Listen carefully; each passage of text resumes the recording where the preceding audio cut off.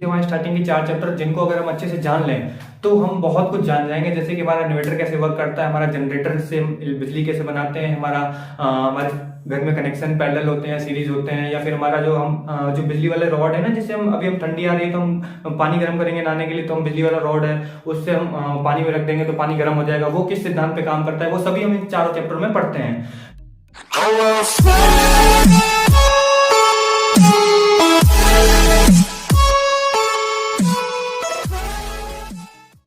Hello दोस्तों, आज हम अपनी इस वीडियो में जानेंगे 12th की फिजिक्स के एक ओवरव्यू के बारे में। तो अगर आप 11th क्लास या 12th क्लास में हैं या फिर आप इच्छुक हैं जानने के कि आपके आसपास इलेक्ट्रिक इंस्ट्रूमेंट में क्या होता है, जैसे कि हमारा इन्वर्टर है वो इलेक्ट्रिक करंट को कैसे बैटरी में स्टोर करता है, या फिर आपका जनरेटर जो कि हमारा इलेक्ट्रिसिटी बनाता है, या फिर आपकी जो ट्रेन है, ट्रेन के ऊपर जो वायर जा रहे होते हैं तो ट्रेन कंटिन्यू उनसे टच होकर नहीं चलता बल्कि उनसे एक दूरी बनाकर लगातार दूरी बनाकर चलता है। तो वहां पर कौन सा सिद्धांत काम करता है, ट्रेन किस प्रकार उन वायर से टच ना होकर दूर रहने पर भी इलेक्ट्रिसिटी ले लेती है और ट्रेन चलती है, उस पर हम बात करेंगे।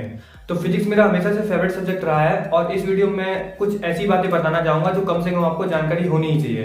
तो इस वीडियो में आपको नॉर्मली बताना चाहूंगा कि अगर आपसे कोई नॉर्मल इलेक्ट्रिसिटी से रिलेटेड क्वेश्चन पूछे तो आप आराम से उसके जवाब दे सकें। तो आइए शुरू करते हैं। तो यहाँ पर फिजिक्स की शुरुआत के 4 चैप्टर बहुत ज्यादा इंटरकनेक्टेड हैं, तो इनका हम एक ओवरव्यू जानेंगे। तो इन चारों चैप्टरों में हम चार्ज के बारे में जानेंगे। तो पहले चैप्टर का नाम है इलेक्ट्रिक चार्ज एंड फील्ड। तो सबसे पहले हम जान लेते हैं चार्ज क्या होता है। तो इस यूनिवर्स में, इस वर्ल्ड में जितनी भी बॉडी है वो सब अपने आप में एक चार्ज रखती हैं, चाहे वो आयरन हो, सिल्वर हो, कॉपर हो या फिर प्लास्टिक या रबड़ हो, हर एक बॉडी में चार्ज होता है दुनिया में। या फिर हम कह सकते हैं इस यूनिवर्स में हर एक बॉडी में चार्ज मौजूद है। किसी बॉडी में पॉजिटिव चार्ज मौजूद है तो किसी बॉडी में नेगेटिव चार्ज मौजूद है। तो जैसे कि पॉजिटिव और नेगेटिव चार्ज आपस में अट्रैक्ट करते हैं। जैसे हमने उस एग्जाम्पल को देखा जब हम स्केल को लेके गए, बालों में घुमाया और उसके बाद हम अपने टेबल के पास उस स्केल को इस तरह से दूर से लेके जा रहे हैं, तो जो टेबल पे डस्ट मौजूद है वो दूर से ही हमारे स्केल में अट्रैक्ट हो जा रहा है, चिपक जा रहा है। तो जितना भी डस्ट टेबल पर हमारा मौजूद है वो हमारे स्केल पे चिपक जाता है। तो हमारे कहीं ना कहीं यहाँ पर पॉजिटिव चार्ज है और यहाँ पर नेगेटिव चार्ज है, तो पॉजिटिव और नेगेटिव चार्ज एक दूसरे को अट्रैक्ट कर लिए, इस कारण हमारे टेबल से जो भी डस्ट था वो हमारे स्केल में चिपक गया। तो इस तरह से हम समझ सकते हैं हमारे जो चार्ज है वो हर एक बॉडी में मौजूद रहता है और नेगेटिव चार्ज पॉजिटिव चार्ज आपस में अट्रैक्ट करते हैं। चाहे इंसुलेटर हो चाहे कंडक्टर हो, दोनों में मौजूद रहता है। इंसुलेटर और कंडक्टर क्या होते हैं, जिन भी बॉडीज में करंट फ्लो हो सकता है वो सभी कंडक्टर होते हैं, और जिन बॉडीज में या फिर जिन चीजों में करंट फ्लो नहीं हो सकता वो सभी इंसुलेटर होते हैं। इस चैप्टर में अगर हम थोड़ा डीपली जाएंगे तो हम इसमें कूलम्ब्स लॉ या फिर कई और लॉज के बारे में पढ़ेंगे। तो कूलम्ब्स लॉ जो है इस चैप्टर में मेन है। तो कूलम्ब्स लॉ की डेफिनेशन मुझे आज भी याद है, जो कि मैंने 12th क्लास में पढ़ी थी। Every body is a charge body in this universe. इस दुनिया में हर एक बॉडी में चार्ज होता है, तो every body has a charge in this universe and that charge is directly proportional to the product of their charges and inversely proportional to the square of the distance between them. और इसके बाद हम formula derive करते थे F = Q1 Q2 अपन में R² 1/4 epsilon not. ये थोड़ा सा टेक्निकल हो जाएगा, तो ये कूलम्ब्स लॉ वगैरह जैसे सारे लॉज के बारे में या फिर कुछ इंस्ट्रूमेंट के बारे में अलग अलग सी वीडियोस बना दूंगा जिनको मैं बहुत ही शिद्दत से बताना चाहूंगा, और मैं चाहूंगा कि उन वीडियो में VFX भी मौजूद रहे। तो चलते हैं अपने दूसरे चैप्टर के बारे में, उसका नाम है इलेक्ट्रोस्टैटिक। तो वहां पर इलेक्ट्रो मतलब इलेक्ट्रिक चार्ज और स्टैटिक्स मतलब होता है रेस्ट। मैंने ये तो बता दिया कि हर एक दुनिया में कोई भी बॉडी, हर एक बॉडी में चार्ज मौजूद है। तो वो चार्ज जो है जब रेस्ट में मौजूद रहता है, यानी जो चार्ज है वो अपनी रेस्ट फॉर्म में है, वहीं पर है जहां पर चार्ज पहले से था, तो उसे हम स्टैटिक बोलते हैं, यानी चार्ज एट रेस्ट, यानी इलेक्ट्रोस्टैटिक। इलेक्ट्रो से चार्ज आया और स्टैटिक से रेस्ट आया, चार्ज रेस्ट, इलेक्ट्रोस्टैटिक। तो चार्ज तो सारी बॉडी में मौजूद है, तो जब चार्ज अपनी रेस्ट फॉर्म में होता है तो उन सारी कंडीशंस के बारे में हम इस इलेक्ट्रोस्टैटिक चैप्टर में पढ़ते हैं। तो अब हम बढ़ते हैं अपने नेक्स्ट चैप्टर की ओर, जिसका नाम है करंट इलेक्ट्रिसिटी। थर्ड चैप्टर क्या है, करंट इलेक्ट्रिसिटी।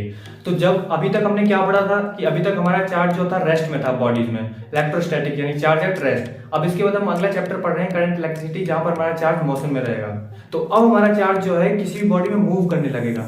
तो जब हमारा चार्ज किसी बॉडी में मूव करता है तो उसमें एक मोशन आता है। तो charge at motion is equal to electricity.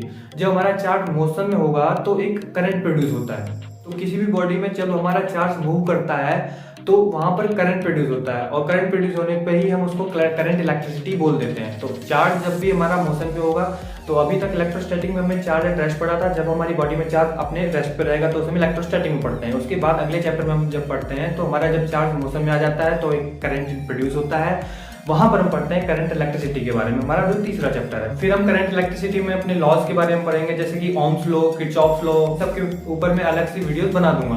अब मैं आपको अगर थोड़ा मोटा मोटा किरचॉफ लॉ बताना चाहूँ तो मान लीजिए मेरे घर में जो मेन बोर्ड है उसमें जो लाइट आ रही है, मान लीजिए 500 एम्पीयर का करंट आया, उसके बाद फिर वहां से मेरे जो जैसे मेरे घर में पंखा, कूलर, टीवी, फ्रिज, इन चारों चीजों में वो लाइट जो करंट आया वो बढ़ गया है। तो जो 500 एम्पीयर जो मेन बोर्ड में आया और फिर उसके बाद मेरे पंखा, कूलर, टीवी, फ्रिज ने जो लाइट खींची, तो उन चारों में जो वो करंट डिवाइड हुआ है तो वो आपस में प्लस हो गए, और जो मेन बोर्ड में जो लाइट आई उन दोनों का आपस में बराबर होता है। यानी जो बोर्ड में 500 एम्पीयर आया और फिर उसके बाद जो मेरा टीवी, कूलर, पंखा, फ्रिज, इन चारों ने मिलके जो लाइट खींची वो 500 एम्पीयर ही होगा। तो वो 500 एम्पीयर और ये बोर्ड का 500 एम्पीयर दोनों बराबर होते हैं। इसको हम किरचॉफ लॉ में पढ़ते हैं। इसके बाद फिर हम कुछ कनेक्शंस के बारे में पढ़ते हैं, जैसे combination of cells, series in parallel. जो हमारे घर में जो कनेक्शन होते हैं, लाइट, पंखा, कूलर, फ्रिज, ये सब पैरेलल में होते हैं। इसके अलावा जो हम दिवाली में जो झालर लेके आते हैं जिसमें हमारी वो लुब वाली लाइट जलती हैं, वो हमारी जो होती है वो सीरीज में होती हैं। कनेक्शन दो तरह के होते हैं, पैरेलल और सीरीज। तो हमारी जो झालर होती है वो सीरीज में लगाई जाती है, जो हमारे घर में सारे कनेक्शन होते हैं ये हमारे सारे पैरेलल में होते हैं। ये हमारी बेसिक नॉलेज के लिए अगर आपसे कोई पूछे तो आप बता सकते हैं। फिर इसके बाद हम अपने अगले चैप्टर के ऊपर पढ़ते हैं, जो कि 4th चैप्टर है, मूविंग चार्ज एंड मैग्नेटिज्म। तो अभी तक क्या था, चार्ज रेस्ट में था पहले, इलेक्ट्रोस्टैटिक, फिर उसके बाद चार्ज मूव करने लगा तो electric, current electricity, current electricity के बाद अब आया है मूविंग चार्ज एंड मैग्नेटिज्म। तो जब वो चार्ज मूव कर रहा है तो अपने आसपास इलेक्ट्रिक फील्ड जनरेट करता है। इलेक्ट्रिक फील्ड तो वही है जो करंट प्रोड्यूस हो रहा है, तो इलेक्ट्रिक फील्ड जनरेट हो रही है। मान लीजिए जैसे एक तार है, उस तार में करंट दौड़ रहा है, तो जब उस तार में करंट दौड़ रहा है तो उसके आसपास एक मैग्नेटिक फील्ड जनरेट होता है, इमेजिनरी, जिसे हम कह सकते हैं काल्पनिक चुंबकीय बल। तो जो वो करंट जो है उस तार में दौड़ रहा है तो उसके आसपास एक मैग्नेटिक फील्ड जनरेट करेगा। तो उससे रिलेटेड हम चीजों को इस चैप्टर में, 4th चैप्टर में, मूविंग चार्ज एंड मैग्नेटिज्म में पढ़ते हैं। इसमें हम कई साइंटिस्ट के बारे में पढ़ते हैं, जैसे वेबर हैं, टेस्ला हैं, ये सब अपनी यूनिट्स देते हैं। इन सब चीजों के बारे में हम इस 4th चैप्टर में पढ़ेंगे।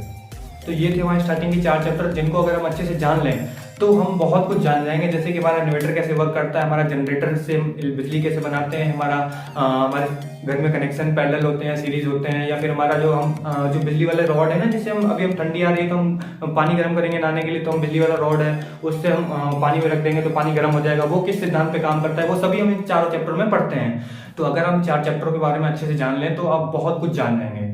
हालांकि मुझे इस वीडियो में बहुत कुछ बताना था लेकिन टाइम बहुत कम है। जैसे कि 2nd चैप्टर में ड्रिफ्ट वेलोसिटी होती है, जो कि कोई कंडक्टर है, उसमें जो हमारा इलेक्ट्रॉन है वो मूव करता है कांस्टेंट वेलोसिटी से, तो उस कांस्टेंट वेलोसिटी को हम ड्रिफ्ट वेलोसिटी कहते हैं। उसके ऊपर करीब 2 पेज का डेरिवेशन पढ़ाया जाता है, जो कि 5 नंबर का 12th में आ भी जाता है। इनके अलावा मुझे ट्रांसफार्मर के बारे में बताना था। ट्रांसफार्मर हमारे स्टेप अप स्टेप डाउन 2 तरह से काम करते हैं। इसके अलावा हमारा इन्वर्टर जो है वो जेनर डायोड पे कैसे काम करता है, उसके अंदर जो जेनर डायोड होता है वो हमारी AC यानी इलेक्ट्रिक अल्टरनेटिंग करंट को DC में कन्वर्ट कर देता है, और जो हमारे बैटरी में स्टोर हो जाती है। फिर जब हमारी लाइट चली जाती है तो हमारी बैटरी से DC जो है वो वापस आती है और जनरल डायोड द्वारा वापस AC में कन्वर्ट हो जाती है, और वो AC हमारे कमरे में सर्कुलेट करने लगती है। ये आपको नहीं समझ में आया होगा मानता हूँ, क्योंकि थोड़ा सा टेक्निकल लैंग्वेज हो गई। तो इनके बारे में अलग से वीडियोस बनाऊंगा जिससे आपको बहुत ज्यादा बेहतरीन तरीके से समझ में आया। तो ये थी हमारी वीडियो, उम्मीद करता हूँ आपको पसंद आई होगी। अगर आपको ये वीडियो हेल्पफुल लगी हो तो आप इस वीडियो को लाइक एंड शेयर करें और सब्सक्राइब करना ना भूलें। Thanks for watching, stay happy and stay blessed.